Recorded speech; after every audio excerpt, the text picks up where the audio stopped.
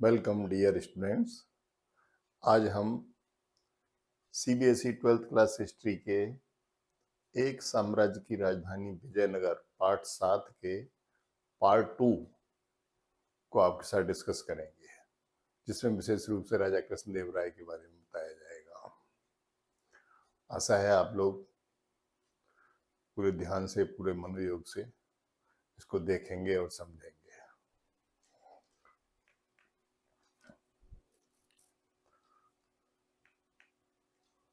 अब देखिए, इस पाठ का जो प्रत्यय है वो है राज्य तथा नायक। राज्य मीन्स राजा और उससे जुड़े हुए लोग, और नायक मीन्स सैनिक सरदार। विजयनगर राजधानी तथा उसके परिप्रदेश। विजयनगर जो राजधानी थी उसके बारे में बताएंगे और उसके आसपास के जो प्रदेश हैं उसके बारे में बताएंगे। जल संपदा, यहाँ जल जो है एक बहुत बड़ी समस्या थी और उसको संपदा के रूप में किस तरह से इन लोगों ने अपनाया उसके बारे में बताएंगे। किलेबंदियां तथा सड़कें, यहाँ इस साम्राज्य की, इस नगर की किलेबंदी की गई और सड़कें बनाई गई। और राजकीय केंद्र, इनके राजकीय केंद्र क्या क्या थे, वहाँ क्या क्या सुविधाएं थी, ठीक है। तो इन सब चीज़ों के बारे में ये आज की विषय वस्तु है इस पार्ट 2 की। देखिए, ये राजा कृष्णदेव राय की कांस्य की मूर्ति है। कांस्य की मूर्ति है राजा कृष्णदेव राय की। ये हाथ जोड़ के खड़े हैं और इनका ये भाव ऐसा लगता है कि ये जनता को अपना यही रूप दिखाना चाहते थे। आगे आने वाले समाज को भी ये अपना यही रूप दिखाना चाहते थे, इसीलिए इन्होंने हाथ जोड़ते हुए नमस्कार की मुद्रा में ये मूर्ति बनवाई है। नहीं तो बहुत सारे राजा लोग कोई तलवार लेके बनवाता है, कोई हाथी पर चढ़ के बनवाता है, कुछ करवाता है, लेकिन इन्होंने सिंपल साधारण अपने आप को दिखाया जनता के सामने। तो देखिए, राजा कृष्णदेव राय और उनकी उपलब्धियां क्या थी। उन्होंने 1512 ईस्वी में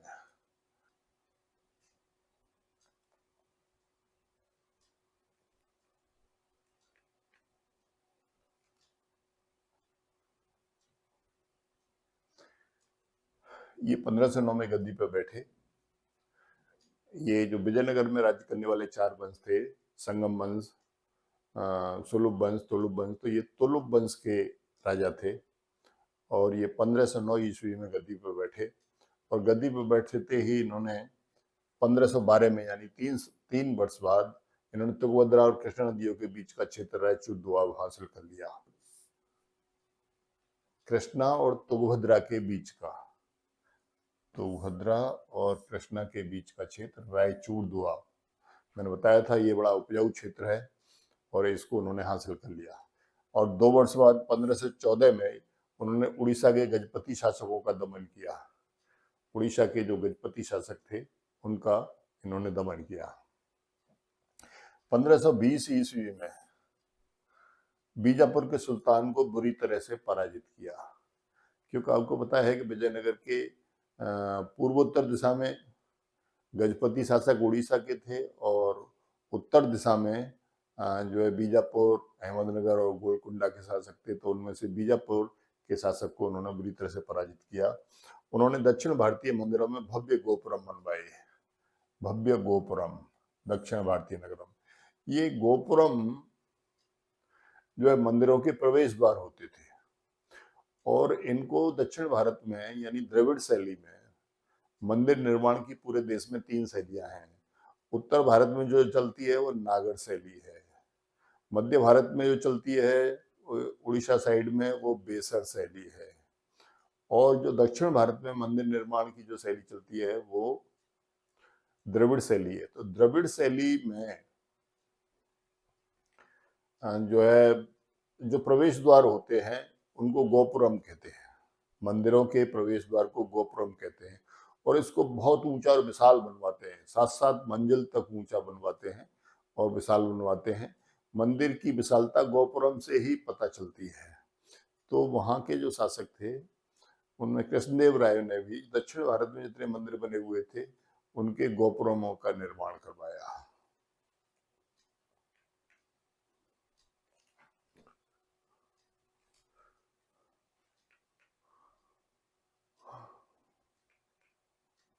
अपनी मां के नाम पर नगलपुरम नामक उपनगर विजयनगर के समीप स्थापित किया। नगलपुरम, अपनी मां के नाम पर नगलपुरम नाम का जो नगर था वो इन्होंने बसाया।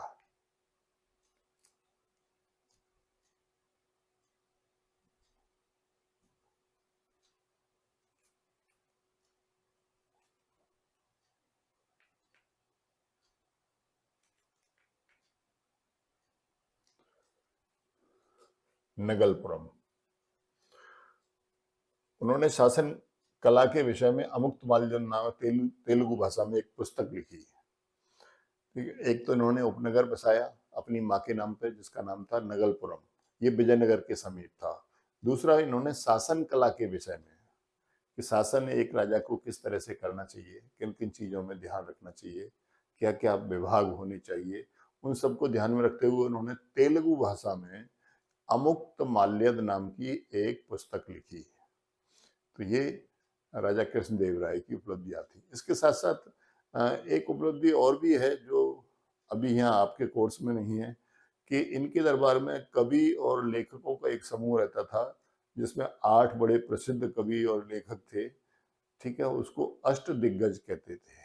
अष्ट दिग्गज, तेनालीराम कृष्णा भी उनमें से एक थे।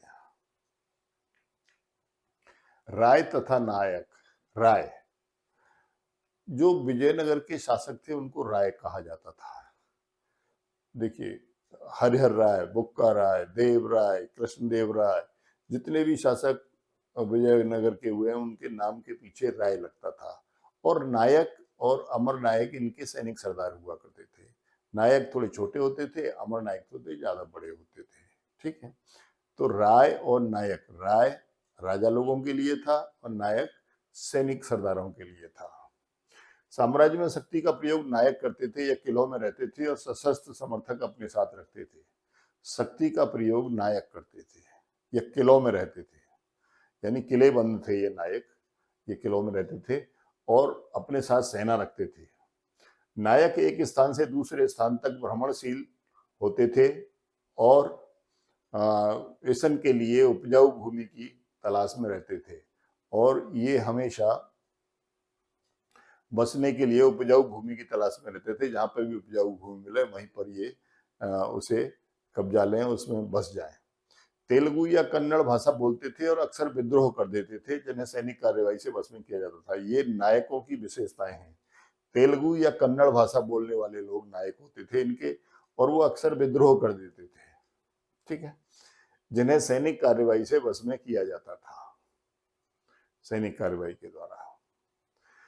अमरनायक प्रणाली विजयनगर साम्राज्य की प्रमुख राजनीतिक खोज थी जो दिल्ली सल्तनत की एकता प्रणाली से है। दिल्ली सल्तनत की एकता प्रणाली,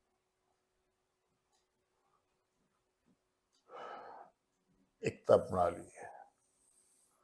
ये एकता प्रणाली जो है दिल्ली सल्तनत, जो दिल्ली में जो मुस्लिम सुल्तान लोग शासन कर रहे थे उनके द्वारा अपनाई गई थी ये प्रणाली। और यह प्रणाली सैनिक सरदारों को सामंत के रूप में माना गया था और उन्हें एकता यानी भूमि का खंड उन्हें दे दिया जाता था और वह अपने उस भूमि के खंड में अपना अपने लोगों से लगान भी वसूल करते थे और प्लस राजा सुल्तान को जब जरूरत पड़ती थी तो उसे सैनिक सहायता भी देते थे। तो उसी तरीके की जो नायक और अमर नायक प्रणाली थी वो विजयनगर के शासकों ने लागू की।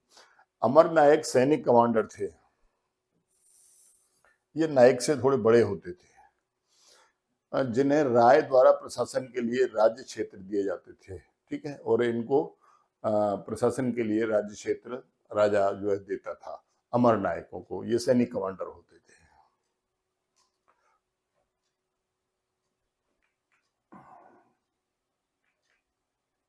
यह किसानों, शिल्पकारियों तथा व्यापारियों से भू राजस्व तथा अन्य कर वसूल करते थे। कौन? अमर नायक। किसानों, शिल्पकर्मियों तथा व्यापारियों से भू राजस्व तथा अन्य कर वसूल करते थे। कुछ भाग अपनी सेना की देखभाल के लिए रखकर बाकी राय के पास भिजवा देते थे। ठीक है, राय लोग राजस्व का कुछ भाग मंदिरों तथा सिंचाई के तालाबों के रखरखाव के लिए खर्च करते थे। राजस्व, जो राजस्व आता था नायकों, उसे मंदिरों तथा सिंचाई के तालाबों के रखरखाव के लिए खर्च करते थे।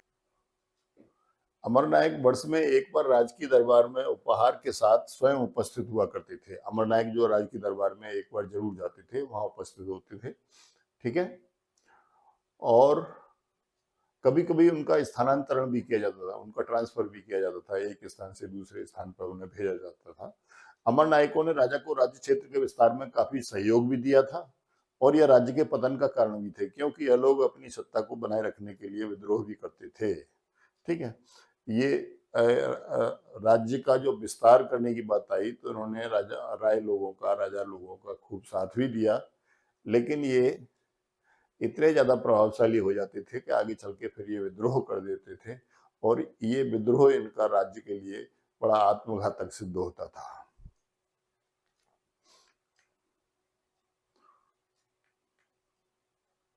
राजकीय केंद्र की हो जाती है कृत्रिम जल प्रणाली। देखिए, ये यहाँ पिलर बनाए गए हैं और पिलर पर आधारित है ये नाली।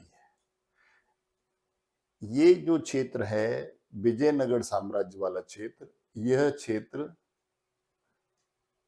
भूगोल की दृष्टि से देखें तो उस क्षेत्र में है जहां पर 10 सेंटीमीटर वर्षा होती है, अर्थात वृष्टि छाया क्षेत्र कहते हैं इसको। यहाँ बादल तो छाए रहते हैं लेकिन वर्षा नहीं होती है, तो ये वृष्टि छाया क्षेत्र है दक्षिण भारत का। ठीक है। और यहाँ 10 सेंटीमीटर मुश्किल से वर्षा होती है। लेकिन विजयनगर के शासकों ने जब यहाँ अपना साम्राज्य स्थापित किया तो उन्होंने यहाँ पर जल को एक संपदा के रूप में जो है एकत्रित करना शुरू किया और जल के ऊपर इन्होंने काफी अपना जो है निवेश किया, काफी पैसा इन्होंने लगाया। इन्होंने जितनी वहां आसपास पहाड़ियां थी, सब पहाड़ियों के जो बेबर होते थे उनको बांधों से बांध दिया और जो भी वर्षा का पानी होता था वहां आता था और उस पानी को ले जाकर के वो नालियों के द्वारा, पाइपों के द्वारा उस नाली को ले जाकर के अपने जो राजकीय केंद्र होता था वहां अपनी कृषि की सिंचाई के लिए, ठीक, अपने बागानों की सिंचाई के लिए, उसके लिए प्रयोग करते थे। अब देखिए जल संपदा। तुंगभद्रा नदी विजयनगर शहर के उत्तर पूर्व दिशा में बहती हुई एक प्राकृतिक कुंड बनाती है और यह शहर की करधनी सी प्रतीत होती है। ठीक है।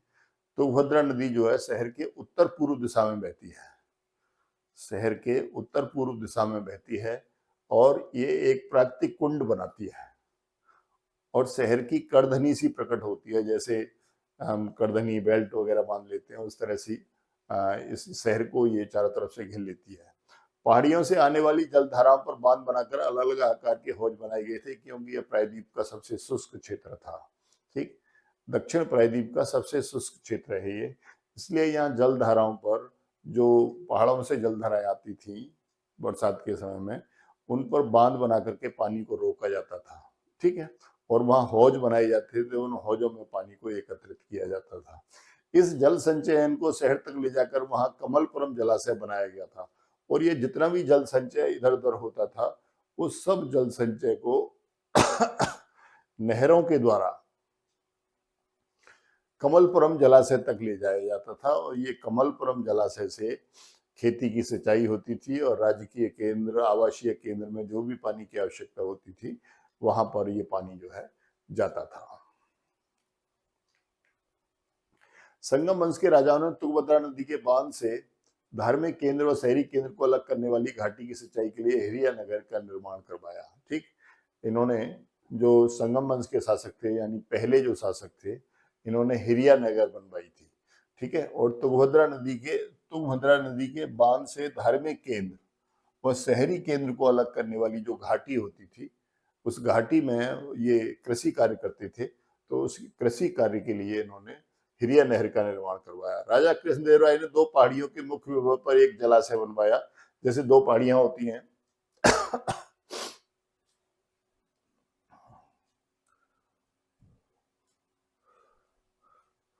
जैसे दो पहाड़ियां हैं,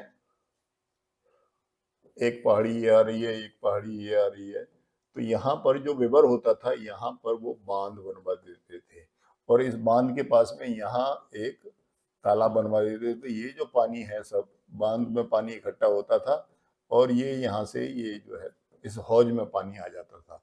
तो इस तरह से जितनी भी पहाड़ियां थी, पहाड़ियों के जो मुख्य विवर होते थे मोह होते थे जो पहाड़ियों के, उनमें जहाँ पानी बह करके आता था उस जगह पर ये बांध बनवाते थे और वहां से ये पानी को जो है इकट्ठा करते थे। और संगम वंश के राजाओं ने कौन सी नहर बनवाई? हिरिया नहर। हिरिया नहर।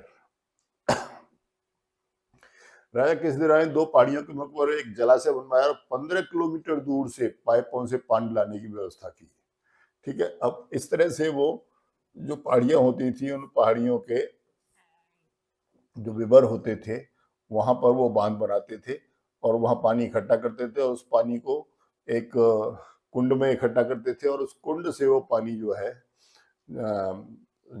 राजकीय केंद्र तक या सिंचाई के लिए, खेतों की सिंचाई के लिए, धान के खेतों की सिंचाई के लिए, बगीचों के लिए, सबके लिए ये पानी जो है वहां से लाया जाता था। अब देखिए ये इनके द्वारा बनाई गई किलेबंदी है। विजयनगर के शासकों ने चारों ओर बनवाई पत्थर की दीवार का एक भाग। ये पत्थर की दीवारें जो कहते हैं विजयनगर को के 7 दुर्ग थे, यानी 7 दुर्ग की दीवारों के अंदर विजयनगर जो है घिरा हुआ था। यहाँ तक कि उसकी खेती की जमीन और उसके जंगल भी किलेबंदी के अंतर्गत थे। और ये जो दीवार आप देख रहे हो, इस दीवार में खास बात यह है कि इसमें किसी गारे का प्रयोग नहीं किया गया है। अर्थात ईंटों को जोड़ने के लिए जो गारा बनाया जाता है वो गारा इसमें नहीं बनाया गया है। इसमें ईंटों में ही इस तरीके से उभार और गड्ढे किए गए हैं कि वो जो पत्थर के टुकड़े हैं एक दूसरे में अच्छी तरह से फिक्स हो जाते हैं, हिलते नहीं है बिल्कुल भी। तो उस तरीके से ये सभी पत्थर जो है बनाए गए हैं। अगला देखिए, ये प्रवेश द्वार है, यानी बाउंड्री वॉल जो होती थी उसमें से अंदर जाने के लिए ये प्रवेश द्वार बनाए गए।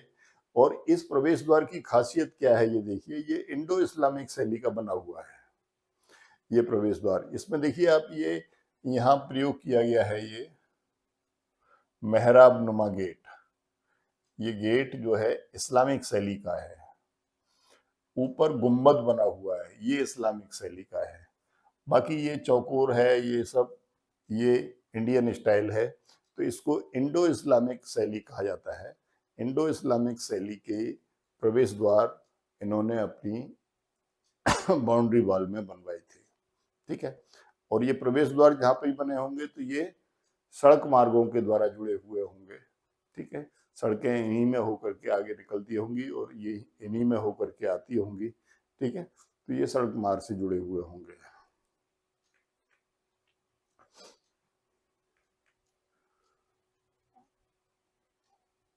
किलेबंदियाता सड़कें। फारस का दूत अब्दुल रज्जाक विजयनगर के दुर्ग की 7 पंक्तियों का उल्लेख करता है, जिससे न केवल नगर बल्कि कृषि में प्रयुक्त आसपास का क्षेत्र और जंगल को भी घेरा गया था। ठीक है, वही बात मैंने अभी आपको बताई। ये फारस का दूत अब्दुल रज्जाक था जो विजयनगर में आया था। ठीक है, फारस कहते हैं ईरान को, ईरान का दूत था ये, अब्दुल रज्जाक नाम था इसका। ये विजयनगर आया था और ये बताता है कि दुर्ग जो है 7 पंक्तियों में थे, यानी 7 बार दुर्गीकरण किया हुआ था, जिसे न केवल नगर बल्कि कृषि में प्रयुक्त आसपास का क्षेत्र और जंगल को भी घेरा गया था। इससे नगर को भी घेरा गया था, जंगल को भी घेरा गया था और कृषि के क्षेत्र को भी इससे घेरा गया था। सबसे बाहरी दीवार शहर के चारों ओर बनी पहाड़ियों को आपस में जोड़ती थी। सबसे बाहरी जो थी, जो नगर के बाहर पहाड़ियां थी, उन पहाड़ियों को आपस में जोड़ा गया था। ठीक है, तो जैसे कि पहाड़ियों की तरफ से सुरक्षा बने, तो पहले पहाड़ियों की तरफ से जोड़ा गया था। इसकी राजगिरी संरचना सुंडाकार थी। सुंडाकार कहते हैं सूंड के आकार की। ठीक है, और पत्थर के फनाकार टुकड़े बगैर किसी गारे के आपस में जुड़े रहते थे। ये फनाकार टुकड़े थे। ठीक है, एक पत्थर में उभार दिया जाता था, दूसरे में गड्ढा दिया जाता था और वो उभार वाला जो है गड्ढे में फिक्स हो जाता था, तो गारे की जरूरत नहीं थी इसमें। नदी में खेत, दूसरे में बगीचे और तीसरे में आवासीय क्षेत्र है। मतलब अब्दुल रजाक बता रहा है कि पहली परिधि में तो खेत हैं, दूसरे में बगीचे हैं और तीसरे में आवासीय केंद्र है। धार्मिक केंद्र नगरीय केंद्र के बीच में एक कृषि क्षेत्र है जिसके लिए जल लाया जाता था। धार्मिक केंद्र और नगरीय केंद्र के बीच में, धार्मिक केंद्र और नगरीय केंद्र के बीच में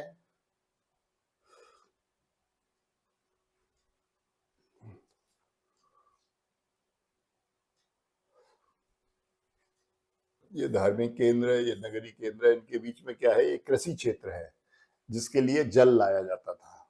ठीक है। दुर्ग में प्रवेश के लिए सुरक्षित प्रवेश द्वार थे जो शहर को मुख्य सड़कों से जोड़ते थे, और ये विशिष्ट स्थापत्य के नमूने थे जिन्हें इंडो इस्लामिक कहते हैं। जो मैंने अभी आपको दिखाया था वो प्रवेश द्वार था, जिसमें जो द्वार था उसका वो मेहराबनुमा था और उसके ऊपर गुंबद बना हुआ था। तो ये दोनों स्टाइल जो हैं वो इस्लामिक शैली की थी, इसलिए इसको इस्लामिक शैली कहते थे। सड़कें सामान्यतः पहाड़ी भूभाग से बचकर घाटियों से होकर कई मंदिरों के प्रवेश द्वार से आगे बढ़ी हुई थी। सड़कें सामान्यतः पहाड़ी भूभाग से बचकर, यानी पहाड़ों पर होकर के नहीं बल्कि पहाड़ी भूभाग से बचकर के थी, घाटियों में होकर थी और कई मंदिरों के प्रवेश द्वार से आगे बढ़ी हुई थी, जिनके दोनों ओर बाजार थे। मंदिरों के प्रवेश द्वार से जब वो आगे बढ़ती तो मंदिर के दोनों तरफ बाजार लगते थे। ठीक है। उसमें दर्शनार्थी लोग वहां से सामान खरीदते थे, मंदिरों में चढ़ावा भी करते थे। ठीक है। तो इस तरीके की वर्णन जो है वो अब्दुल रज्जाक करता है।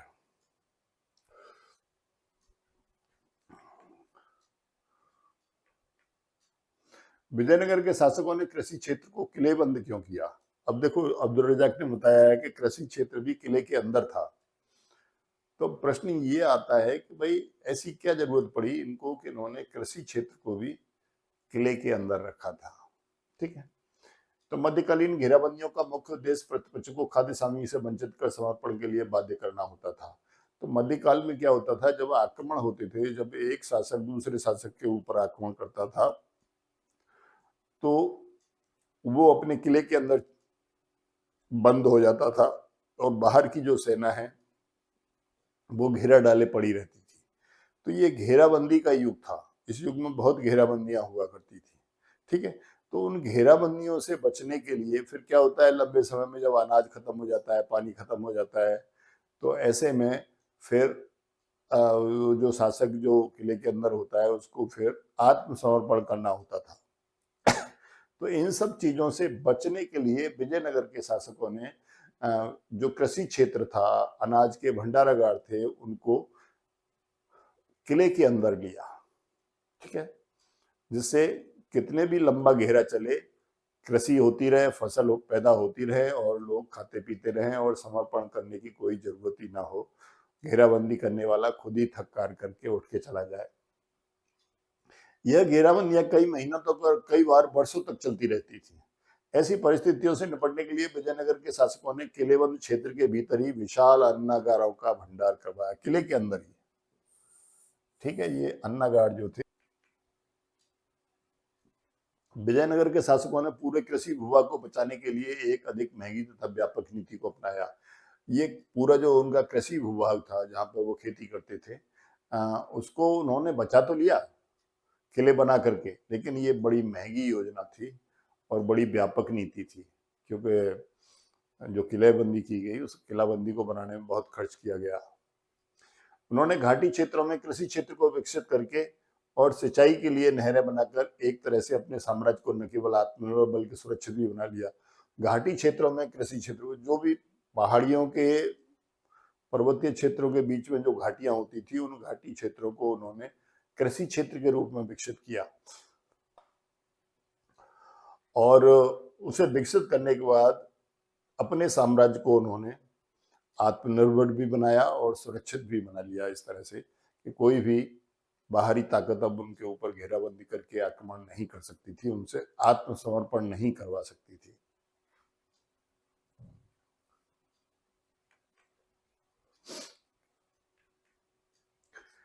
ये देखिए, ये विठल मंदिर का रथ है। आपको पता है 1565 में जो तालीकोटा का युद्ध हुआ था, जिसे राक्षस टंगड़ी का युद्ध भी कहते हैं, क्योंकि 3 मुस्लिम सुल्तानों ने विजयनगर के ऊपर इकट्ठे होकर के आक्रमण किया था। उसमें यहाँ की तमाम इमारतें, तमाम यहाँ के मंदिर, तमाम यहाँ के महल सब तोड़ फोड़ दिए गए, बर्बाद कर दिए गए थे। तो उसके अवशेष बचे हैं ये। तो ये भी विठल मंदिर का एक रथ है जो अवशेष के रूप में बचा हुआ है। ये देखिए, जिंजी का झूलता हुआ मंडप है ये। ये जिंजी का झूलता हुआ मंडप है, ये इस तरीके से हिलता है। ठीक है, आप धक्का दो तो ये इधर को जाएगा, उधर को जाएगा, इस तरह से है। और ये कल्याण मंडप है। ये दोनों ही मंडप जो गर्भगृह होता था उसके बाहर बने होते थे। ठीक है, यहाँ पर देवी देवताओं की शादियां, विवाह वगैरह के समारोह होते थे। ठीक है, लोग उनमें भाग लेते थे। तो ये तो झूलता हुआ मंडप है, इसलिए आश्चर्यजनक है। यहाँ पर आप इसको देखिए, ये कल्याण मंडप जो है, इसके खंभे कितने ज्यादा बारीकी से इनके ऊपर काम किया गया है, और जो भी उत्कीर्ण किया गया है उसके आधार पर इस मंडप को बनाया गया है। ये बहुत ही एक जटिल नमूना है ये नक्काशी का। शहरी व राजकीय केंद्र। शहरी केंद्र में सामान्य लोगों के आवासों के कम पुरातात्विक साक्ष्य हैं। कुछ स्थानों पर चीनी मिट्टी के बर्तन मिले जो संभवतः अमीर व्यापारियों के रहे होंगे। जो शहरी केंद्र है विजयनगर का, वहां सामान्य लोगों के आवास बहुत कम मिलते हैं, उनके पुरातात्विक साक्ष्य बहुत कम हैं। यहाँ एक मुस्लिम रिहायशी मोहल्ला भी है जिसमें मकबरों तथा मस्जिद के विशिष्ट कार्य हैं जो हम्पी में मिले मंदिरों के स्थापत्य से मिलते जुलते हैं। यहाँ विजयनगर में एक मुस्लिम रिहायशी मोहल्ला भी था जहाँ पर मकबरे भी बने हुए हैं, मस्जिद भी बनी हुई है। ठीक है, वो हम्पी के मंदिरों जैसा स्थापत्य है वहां पर। पुर्तगाली यात्री बरबोशा सामान्य लोगों के आवास मजबूत एवं छप्पर के बने हुए बताता है, जहां व्यवस्था के आधार पर लंबी गलियों में लोग व्यवस्थित थे। पुर्तगाली यात्री कौन? बारबोशा।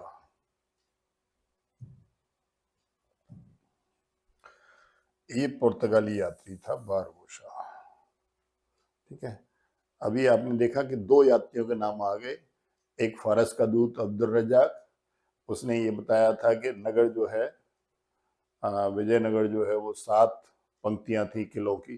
ठीक है, और दूसरा यात्री ये बता रहा है कि सामान्य लोगों के आवास मजबूत एवं छप्पर के बने हुए होते थे, जहां व्यवसाय के आधार पर लंबी गलियों में लोग व्यवस्थित थे। यानी जो जिस तरह का व्यवसाय करते थे, सभी व्यवसाय वाले एक ही गली में रहते थे, लंबी लंबी गलियों में। ठीक है, और उनके आवास जो है वैसे तो मजबूत थे, लेकिन वो छप्पर के बने हुए होते थे। ठीक है, तो इस तरह का जो है ये बारबोसा साहब बता रहे हैं जो पुर्तगाल के रहने वाले थे। ठीक है,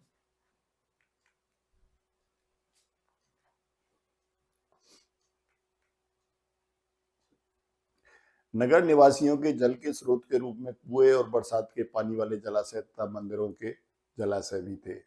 नगर निवासी जो जल प्रयोग करते थे उनके लिए कुएं भी थे और बरसात के पानी के जलाशय भी थे, और मंदिरों के लिए भी जलाशय थे। तो इस तरीके से पानी का जो है बहुत बड़े स्तर पर ध्यान रखा गया था, और पानी का भंडारण भी बहुत बढ़िया तरीके से किया गया था। राजकीय केंद्र बस्ती के दक्षिणी पश्चिमी भाग में स्थित था, और इसमें 60 से भी अधिक मंदिर सम्मिलित थे। जो राजकीय केंद्र था उसमें भी मंदिर थे, 60 से अधिक मंदिर बताते हैं, जिसमें शासक वर्ग देवी देवताओं की प्रतिष्ठा से अपनी सत्ता को वैधता प्रदान करते थे। और जो शासक वर्ग है वो अपने आप को यह दिखाता था कि देखो, हम भी देवी देवताओं की तरह से ही हैं।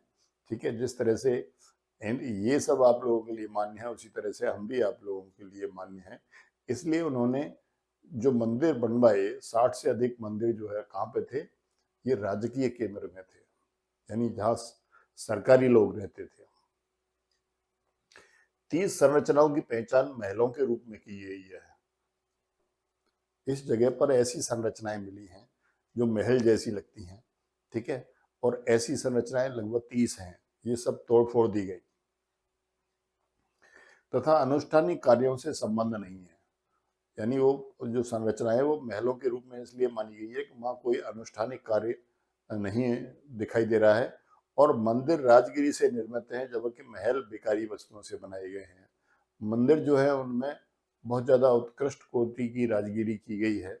ठीक है, लेकिन जो महल बनाए हैं वो ऐसे ही चीज़ों को जोड़ जाड़ करके बना दिए गए हैं, लेकिन मंदिर जो है वो विशेष रूप से राजगिरी उसमें दिखाई देती है। ठीक है, तो मंदिरों को और जल संपदा को इन्होंने बहुत ज्यादा महत्व दिया था। इस तरह से ये पाठ हमारा, इस पाठ का ये जो पार्ट है, पार्ट 2 पूरा होता है। आगे हम पार्ट 3 आपके साथ डिस्कस करेंगे। तब तक के लिए जय हिंद।